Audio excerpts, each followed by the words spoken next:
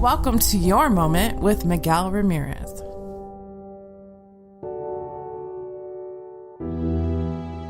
Hello, and welcome to Your Moment, the podcast.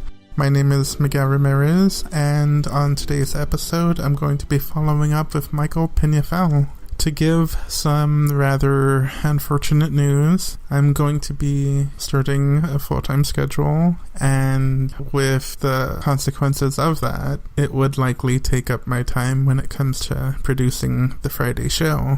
And so, Your Moment will be placed on a hiatus. I'm not exactly sure how soon it can be back. I won't say it'll be gone indefinitely.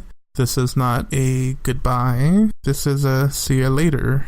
With this change in schedule, I don't know when the next episode would be able to air.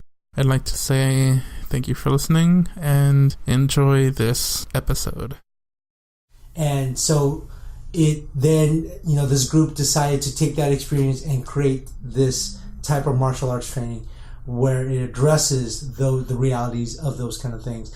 They used the training that they had at the time, the side kicks and, knees and stuff like that, some basic things to develop a program while they needed, hey, we're not just going to punch a bag because, brick don't hit back. Yeah, no, it doesn't, right? So they have to have protective gear so that way you can withstand someone's full force on you, especially if you're going to knee them in the testicles to be effective. And then also simulating that actual live combat sense. Boom, exactly. You need it to be as realistic as possible if they're going to accurately defend themselves. Yes, 100% right. Because another thing, an assailant, if I want to be your assailant, hello, I'm Michael, I'm your assailant for today.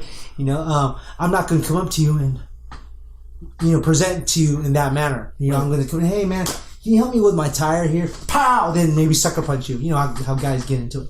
And then we looked at that too, the socialization. Women are attacked differently than men.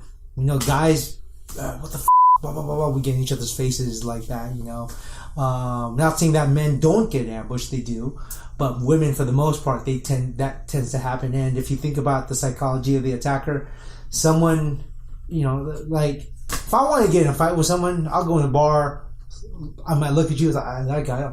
Hey, guess what? I f***ed your mom last night. Pardon my language, But I know how to get in a fight with you. Right. But if I don't want to get in a fight, if I'm looking for a victim, it's like, yeah, no, I don't want to get in a fight. So there's a different mindset to that. And when you mentioned the psychology of an attacker, is there something in a person's mindset when they either compare assaulting a man versus assaulting a woman? Do they feel that there's a different competitive style when it comes to choosing who they decide to attack? Oh yeah, think about it. If and I'm assuming you're not an assailant, but if you think if you get in the mindset of someone who wants to hurt somebody, a lot of things can go through your mind. It's like, do I want to hurt them because guess what, I'm just pissed off and I'm looking for a fight, or do I want to hurt them and actually not even hurt them? You know what? I want to capture them.